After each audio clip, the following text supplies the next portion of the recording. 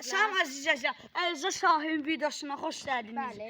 Və çox pik videomuz var. Təşəkkür makasəyi və Ona qaşan gelib açıb gəlirik. və Zikirlərimiz də yeyirik. Bəli. İndi bu dəqiqə taşlamaq sevilir.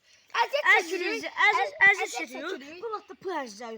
Niyə bəyənmirsiniz? Bəli. Niyə bəyənmirsiniz? Sizin qəşəng yaxşı like'lar gəlsə, Part 3. yaxşı like'lar gəlsə, bunun part 3-ünü eləyəcək. Turka fıralma. Part 3. Bəli. Duada həyatda qalmalı seçəcək. Duada. Issız meşədə. Çox çətin video olacaq. Çox çətin video hazırlaşırıq. Yaxşı like gəlsə, ən azından 50 like Məncə o part 10-da olmalıdır. Part 10-da. Axırda. İndi biz o nə idi? 1000 like gələndə çoxlu partlamalar, partladan, zır Yəni partladan. mənim üzümdə sürtəcək yəni. Və oyunumuza başlayırıq. Bəli. Əziz izləyicilər, yaxşı izləyin.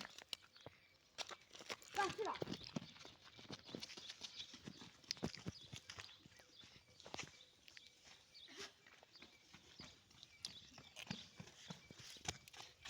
Əzizlərə gəldim.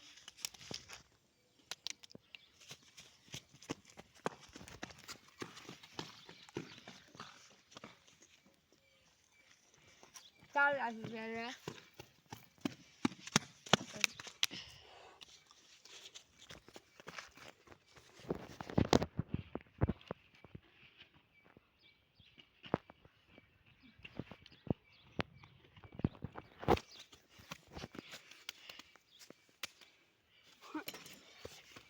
Belə.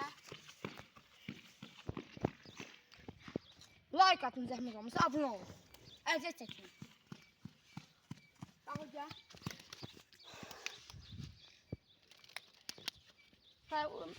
Mən unuttum ki.